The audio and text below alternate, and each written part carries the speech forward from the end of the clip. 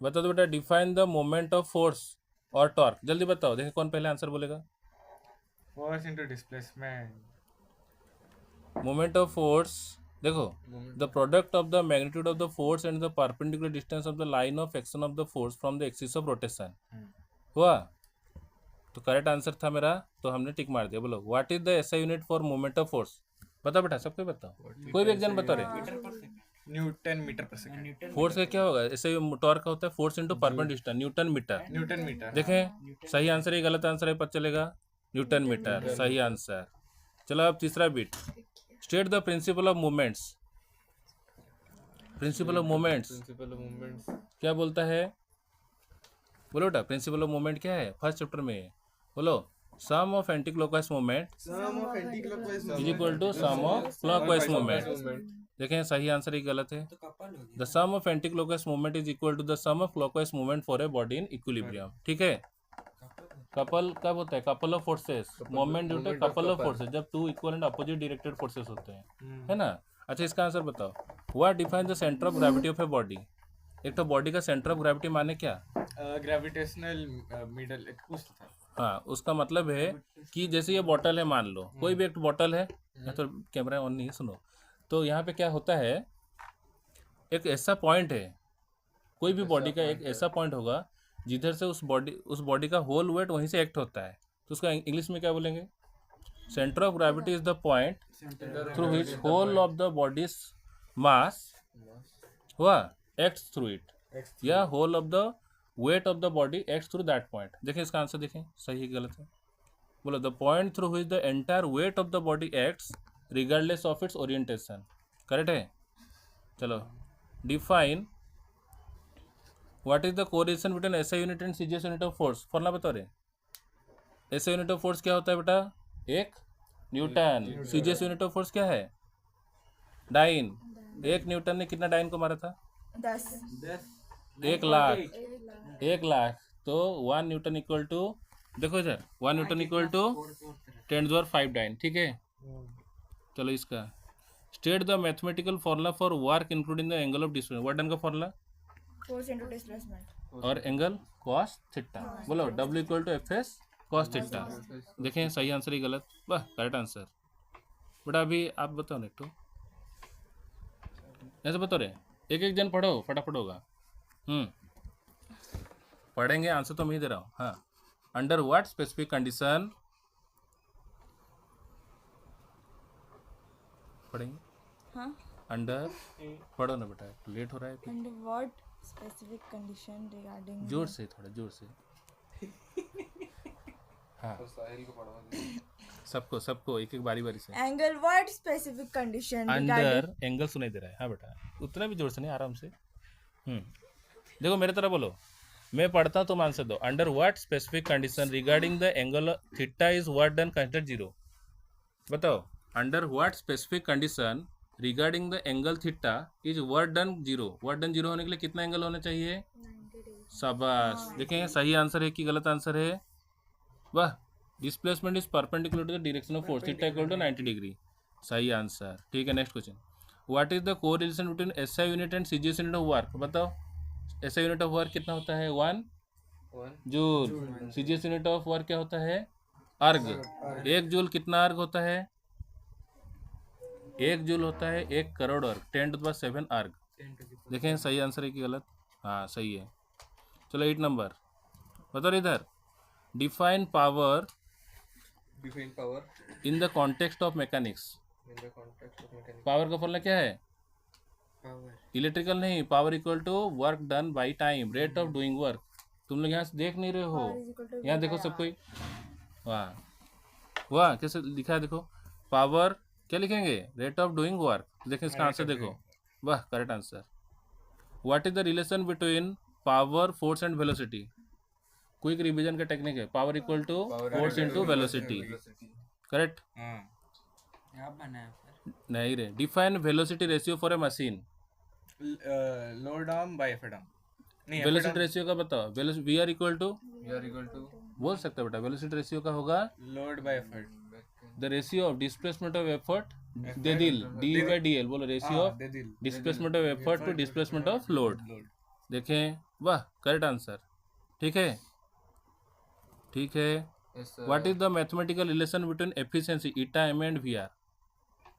Eta equal to, Eta equal to बोलो बेटा आंसर दो, M A by V R. by VR. Correct है, Yes, sir.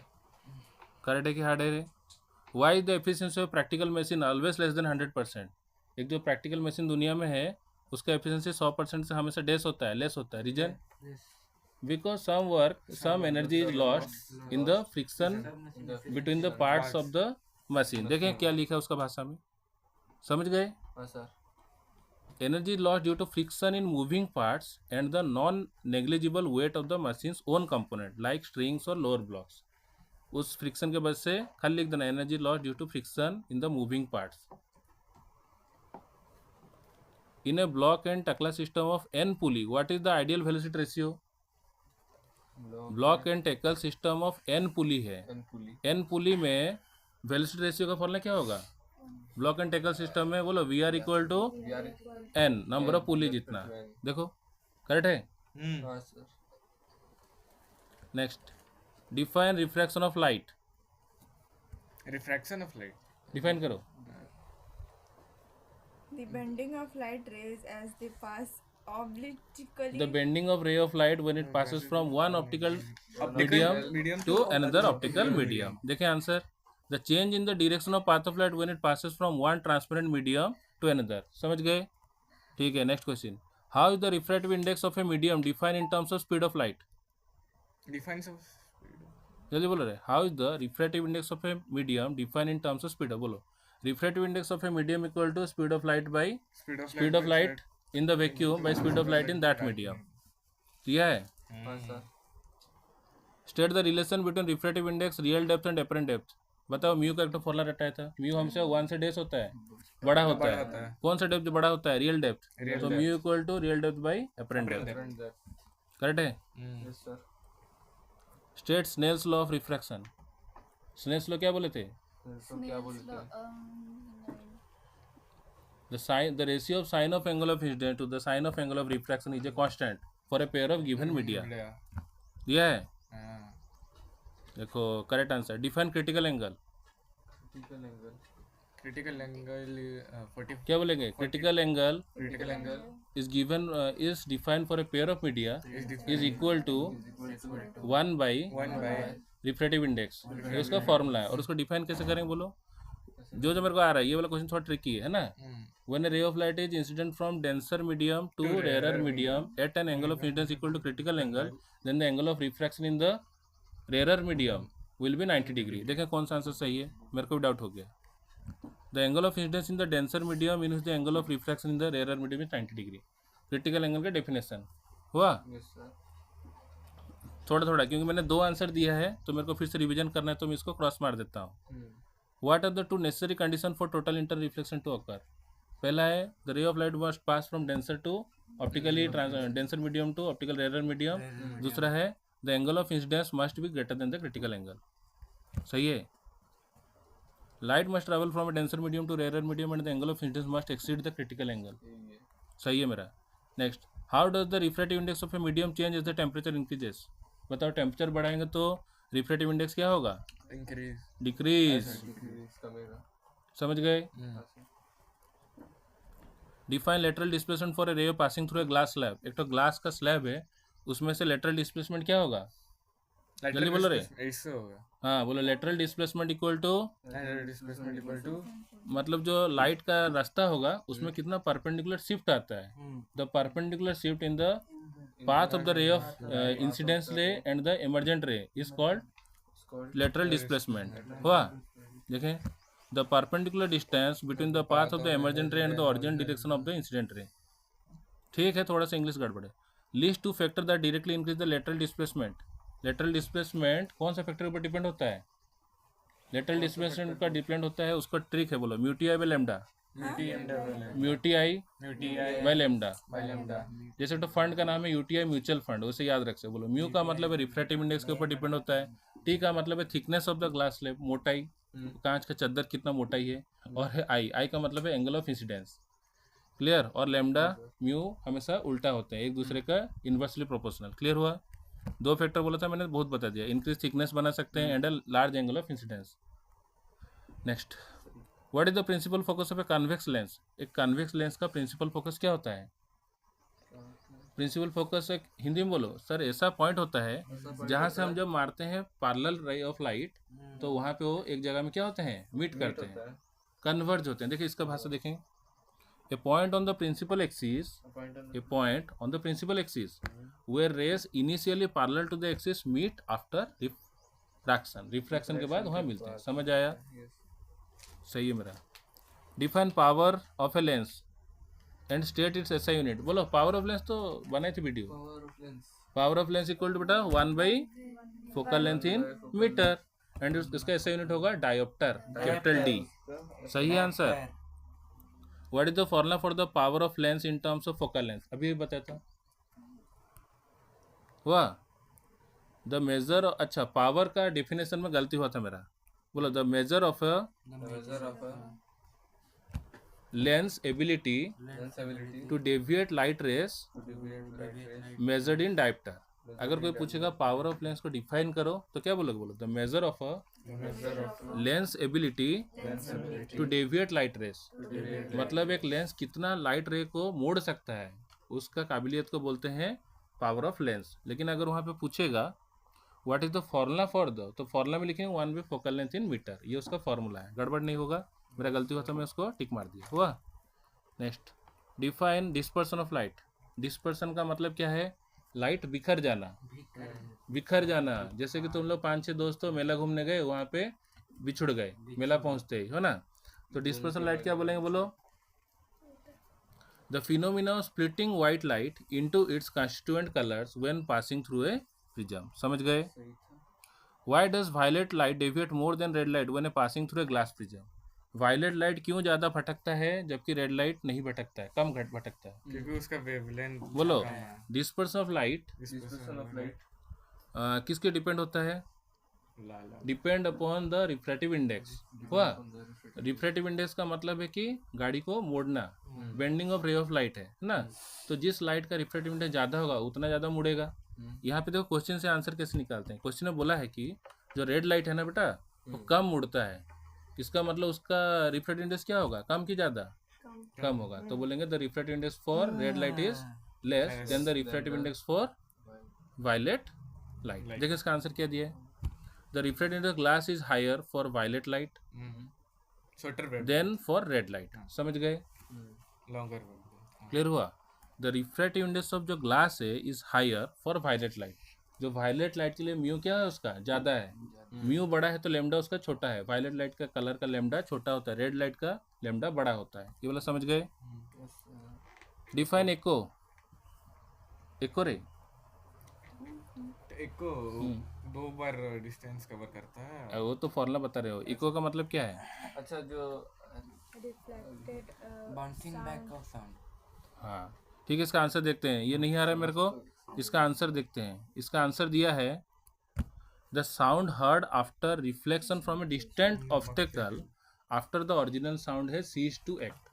मतलब ओरिजिनल साउंड जब बंद हो गया, the sound heard after reflection करके साउंड जो सुनाई देता है, हुआ, उसको बोलते हैं। क्लियर हुआ? What is the minimum distance required between a source and obstacle for echo to be heard? बताओ। ये तो पूछेगा एको सुनाई देने के लिए क्या क्या कंडीशन चाहिए?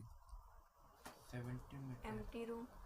पहला तो है कि distance between the obstacle and the source must be minimum 17 metre और more for air medium, air में। दूसरा है the reflected sound should be coming after 0.1 seconds. देखिए इसका आंसर देखिए, अप्रोक्सीमेटली 17 मीटर दिया है। हुआ? What is the minimum distance पूछा है, तो मिनिमम डिस्टेंस होगा 17 मीटर फॉर एयर। पानी में वो डिस्टेंस क्या होगा? ज़्यादा होगा, क्योंकि पानी में स्पीड बढ़ जाता है। Define resonance. रेजोनेंस क्या होता है? The gradual increase in the amplitude of a sound wave. हुआ? साउंड वेव नहीं, of A wave when the frequency of the applied force matches exactly with the natural frequency of the body। देखो क्या दिया है?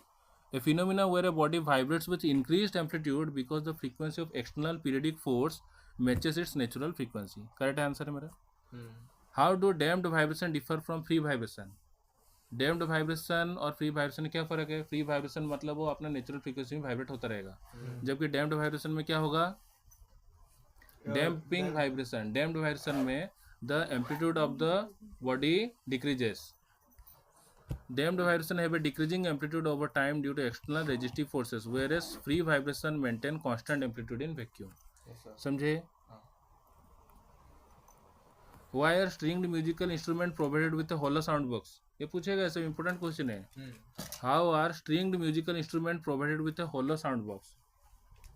Hollow sound box stringed instrument में क्या होगा? Because it will increase the area of the vibrating body, so that तो जो vibration air column का वाइब्रेशन बढ़ जाएगा. देखें क्या लिखा वहाँ पे. To increase the surface area of the vibrating air, creating forced vibration that result in a loud sound. समझे? ये वाला इंपॉर्टेंट है. तो अच्छा, स्टेट ओम्स लॉ, ये तो छोटा वाला है, बताओ फटाफट बताओ. ये एक एक सेकंड में answer. Ohm's law. V equal to I R, इसका फॉर्मूला है, लेकिन उसको डिफाइन कैसे करेंगे? The potential difference. नहीं, क्या बोलेंगे उसको? बोलो तो V equal to I R में the potential difference across a resistor is equal to is directly proportional to the product of current and the resistance. देखें क्या दिया है. the current flowing through a conductor, उल्टा बोले, the current flowing through a conductor is directly proportional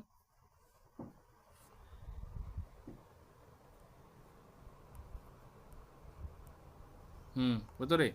The current flowing through a conductor is directly proportional to the potential difference applied across its end, provided physical condition like temperature remain constant. जैसा definition दिया पूरा ditto रट्टा मारना है. Define specific resistance. Resistivity को define करो.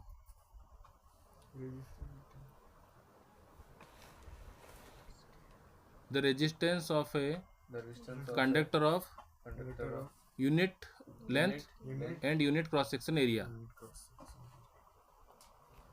The resistance of a conductor, unit length and unit cross section area. Define electromotive force of a cell. एक cell का EMF क्या है? ये सब डेफिनेशन है. क्या है define EMF of a cell?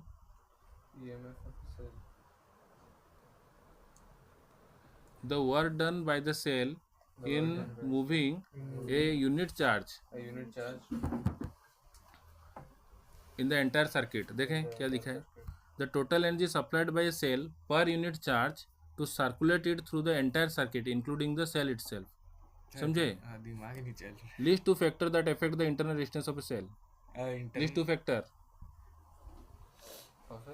Cell. हाँ, internal resistance of a cell. क्या होगा internal resistance of a cell का? दो फैक्टर बताओ. internal resistance of cell. internal resistance of a cell, cell बोला है, बैटरी. तो बैटरी का इंटरनल रेजिस्टेंस डिपेंड होता है उसका कंसंट्रेशन के ऊपर. हुआ? देखें क्या लिखा है. The distance between the electrode and the concentration of the electrolyte. What is the definition of 1 kilowatt hour?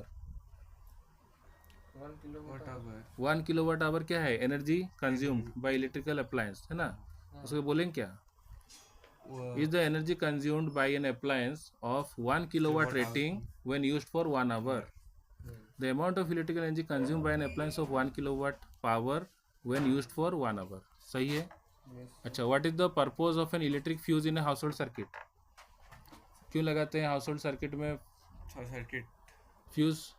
नहीं बचाने के लिए. हाँ, for the safety of electrical appliance in case of overload और short circuiting. It is a safety device that melts and breaks the circuit if current exceeds specified limit. समझे? तो इसको गलती नहीं, सही है, लेकिन फिर से रिवाइज करना तो मैं कर. To which wire in a household circuit must the fuse always be connected. Fuse हमेशा कहाँ पे कनेक्शन करना चाहिए? हमेशा फ्यूज लगाते हैं लाइव वायर में. हुआ? समझे? Next, why is the earth pin in A 3-pin plug made longer and thicker than the other pins? Earth pin को लॉन्गर और थिकर क्यों बनाते हैं? हाँ, नहीं रे, बताओ. सही बोले बेटा, तुम बोलो. अर्थ पिन हमेशा लंबा और मोटा क्यों बनाया जाता है? So that The appliance is याद आया connected कनेक्टेड so that जो जब करंट आएगा it will be first connected to the earth. First connected to the earth and thicker इसलिए so that the it will provide a less resistive path. देखो उसका answer देखो. The length extra length ensures an earth connection is made first for the safety and the thickness prevents it from being inserted into live or neutral socket. ये गलती बता दी हम लोग.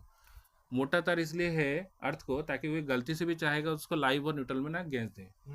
समझ गए? इंपॉर्टेंट है. क्लियर हुआ? डिफाइन इलेक्ट्रोमैग्नेटिक इंडक्शन अभी भी इतना पढ़ाया. इलेक्ट्रोमैग्नेटिक इंडक्शन रे is a phenomena in which an the phenomena producing an induced EMF in a conductor whenever there is a change in magnetic flux linked with it. समझे? Straight lens लो अभी भी बताया हूँ. Direction. the direction of The direction of induced EMF or induced current induced current will be in such a way that it will oppose the cause which produces it. देखो revision भी हो गया. The direction of induced current is such that it opposes the change in magnetic flux that produce it. समझे? ठीक है. Define heat capacity calorimetry. Heat capacity क्या है? H equal to M into C. हुआ? Heat capacity मतलब बोलो the amount of heat energy the amount of heat energy required to raise the temperature of temperature of unit mass of a substance by 1 degree Celsius. देखो क्या लिखा. The amount of heat energy required to raise the temperature of a body by 1 degree Celsius. यहाँ पे unit mass नहीं करना है. Unit mass का मतलब है कि स्पेसिफिक कर देना. Specific heat capacity. यहाँ खाली हीट कैपेसिटी पूछा था तो मेरा रॉन्ग हुआ तो मैं टिक मारा. Define specific heat capacity same definition. वहाँ पे बस यूनिट मास चिपका देना है. The amount of heat energy required to raise the temperature of a unit mass of substance by 1 degree Celsius. समझे? करेक्ट है मेरा. Define specific latent heat. Specific का मतलब मास 1 kg या 1 ग्राम. लेटेंट हीट मतलब लेटेंट हीट छुपा हुआ. बोलो the amount of heat energy the amount of extra heat energy required when the body is undergoing state change. देखें इसका answer. The amount of heat energy required to change the state of unit mass of a substance without any change in temperature. तो ये मेरा wrong थोड़ा सा हुआ तो ये. Why is water used for an effective coolant in car radiator? Simple GK पूछ रहा हूँ. कार रेडिएटर में पानी क्यों इस्तेमाल करते हैं? Because water is having highest specific heat capacity. It has high specific heat capacity, meaning it can absorb a large amount of heat with small rise in temperature. Define radioactivity. ये वाला शायद नहीं आ रहा होगा. A nuclear phenomena involving the spontaneous emission of alpha, beta और gamma radiation from unstable nuclei. समझे? फिर से बोल रहा हूँ. A nuclear phenomena involving the spontaneous emission of alpha, beta और gamma radiation from unstable nuclei. Clear हुआ? What changes occur in the atomic number and mass number of a nucleus during alpha emission? जल्दी बताओ. Alpha emission जब होगा 10 minute छुट्टी होगा. What change occur in the atomic number and mass number of a nucleus during alpha emission? बता रहे alpha emission जब होगा तो क्या होगा?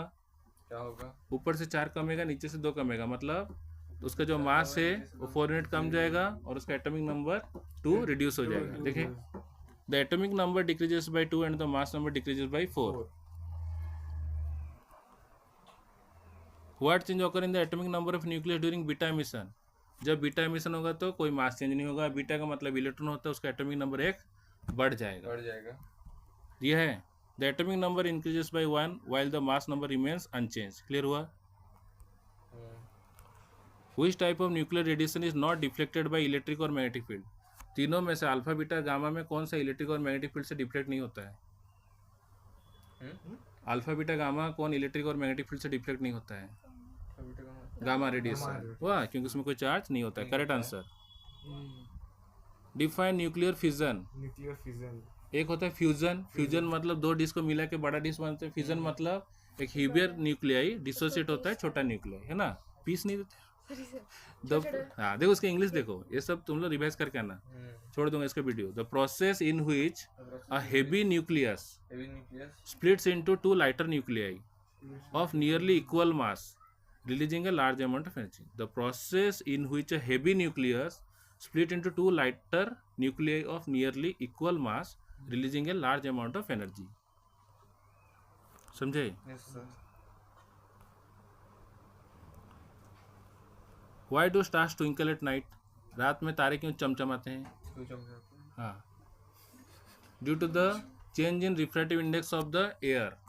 जो एयर है, हवा है, उसका रिफ्रैक्टिव इंडेक्स चेंज होता रहता है due to the wind motion और टेम्परेचर चेंज। देखें, due to the continuous fluctuation of the refractive index of the atmosphere cause by temperature changes. हुआ, यहाँ पे विंड भी होगा, वो नहीं लिखा है। हवा। Why does a coin placed at the bottom of a trough of water appears raised?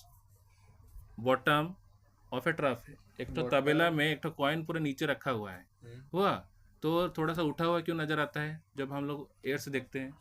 Due to refraction of light. Due to refraction of light as travel from denser medium to rare medium. What is the new convention colour code for live wire? अभी बताया था, live wire के लिए कौन सा colour इस्तेमाल होता है? ब्राउन मुंडे। हाँ। What is the new convention colour for neutral wire? Neutral wire green, neutral neutral black. पुराने में ब्लैक पहनते थे, अभी ब्लू पहनते हैं। आजकल light blue. Light blue, very good. GK पूछ रहा हूँ, what is the new convention colour for earth?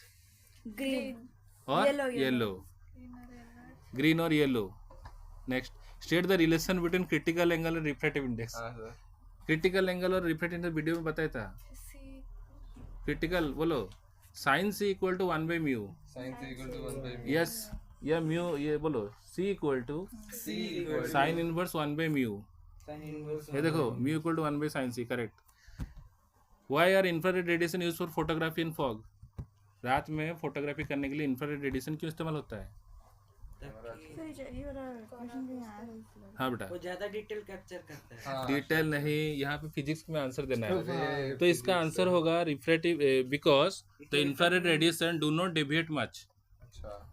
They have longer wavelength, उसका लंबा वेवलेंथ होता है, and are scattered less by mist और fog particles compare to visible light. अगर normal light मारेंगे तो क्या होगा? स्कैटर हो जाएगा, जिसके वजह से कि अच्छा फोटोन ही आएगा, है कि नहीं? तो हम लोग क्या करेंगे, उनका लॉन्गर वेवलेंथ होने के वजह से वो लोग कम स्कैटर होते हैं, समझ गए? बाय मिस्ट और fog particle compare to visible light. Define angular division in prism. Angular division मतलब जब लाइट, इंसिडेंट लाइट और जो एमर्जेंट रे होता है, इंसिडेंट रे और एमर्जेंट रे का बीच में क्या होता है? क्या होता है? उनका जो एंगल फर्क आता है उसको बोलते हैं। देखो, the angle form between the direction of the original incident ray and the emergent ray. What happens to the frequency of a sound wave when it passes from one medium to another? हाँ बेटा, ये छोटा मोटा question है। What happens 40 पहुंचे हम लोग। 40, हाँ। What happens to the frequency of a sound wave when it passes from one medium to another? ये इंपॉर्टेंट क्वेश्चन है, बात करो। Sorry sir, frequency of a sound wave क्या होता है? जब एक मीडियम से दूसरा मीडियम आए, साउंड जब एक मीडियम से दूसरा मीडियम आए तो उसका फ्रीक्वेंसी डेस होता है, no no change, change. The frequency remain constant. What is the main cause of refraction of light? Refraction of light होने के लिए सबसे जरूरी रीजन क्या है? ये सबसे जरूरी रीजन, हाँ। क्रिटिकल एंगल से ज्यादा। Because the speed of light speed of light is different in different medium. The difference in speed of light in different medium. Define internal resistance of a cell. एक cell का internal resistance क्या है? जल्दी बोलो रे। सुना लग रहा है, थोड़ा देर पहले ही। अरे जल्दी बताओ, internal resistance of a cell क्या है? वहाँ पे फैक्टर पूछा था। अच्छा, वहाँ फैक्टर पूछा था। हाँ हाँ। The resistance offered by the electrolyte inside the cell to the flow of current. Why is red color used for danger signal? Red colour. हाँ। सब कर देंगे sir. Why is red color used for danger signal? जल्दी बताओ। एक बार मेरे पापा message करके देख, नो डिले से लिखा हुआ फोटो भेज दो, सर बैठे हैं। बोलो, why is red colour? Why wait कर रही है अभी को। बोलो रे। हाँ हाँ, very good. Why is red colour use for danger signal? से नो डिले से सुनो, red has the longest wavelength in the visible spectrum. पूरा एंटायर विजिबल स्पेक्ट्रम में रेड कलर का लॉन्गेस्ट वेवलेंथ होता है, and is scattered the least by air molecule by making it visible from long distance. अरे यही video तुम्हारे papa mummy देखेंगे, तुम लोग का बात रिकॉर्ड हो रहा है, समझ गए? Red has the longest wavelength in the visible spectrum and is scattered the, ये यूट्यूब में होता है, and scattered the least by air molecule making it visible from long distance. फिर से बोल रहा हूँ, अब शांति से। Red has the longest wavelength in the visible spectrum and is scattered the least by air molecules. Making it visible from long distance. समझ गए? 42 ही हुआ ऐसी से 42 टिक मार्क है, करेक्ट मार्क है। What is the purpose of earthing an electrical appliance? क्यों earthing लगाते हैं? ताकि वो हमको क्या बता सके, safety from 59 to protect users from electric shocks by providing a low resistance path for current to flow to the ground if the live wire touches the metal casing. yes sir Under what condition is the angle of incidence equal to angle of emergence in a prism? Under minimum angle of deviation. समझ गए? yes sir How does the wavelength of light changes when it travels from air to glass? जब light हवा से कांच के अंदर जाए तो उसका वेवलेंथ क्या हो जाए? so wavelength wavelength of light changes when it travels from air to glass. wavelength changes हाँ, वेवलेंथ क्या होगा? जैसे ही लाइट पानी के अंदर आएगा ना तो उसका क्या होगा? scatter करेगा। हाँ, जैसे ही लाइट उसके अंदर से आएगा वह तो पानी के अंदर जैसे कांच के अंदर जैसे जाएगा एयर से ग्लास तो उसका स्पीड वहाँ पे कम हो जाता है। The speed of light decreases in glass medium. इसका मतलब फ्रीक्वेंसी तो सेम है, तो v equal to f lambda के हिसाब से अगर फ्रीक्वेंसी कांस्टेंट है तो लेमडा को क्या करना पड़ेगा ताकि v कम जाए, छोटा होगा, तो यहाँ पे वेवलेंथ डिक्रीजेस। देखिए कॉन्सेप्ट समझे? हाँ। Formula heat energy absorb during a change of state. क्या होता है फॉर्मूला बताओ direct. heat energy absorb during a change of state Q equal to Q equal to mc ml। sorry ml what is the principle use in magnifying glass? Magnifying glass किस principle का काम होता है? कैसे करता है? उसका मिडल पार्ट बड़ा रहता है। When an object is placed in the at the focal distance, then we get a क्या होगा?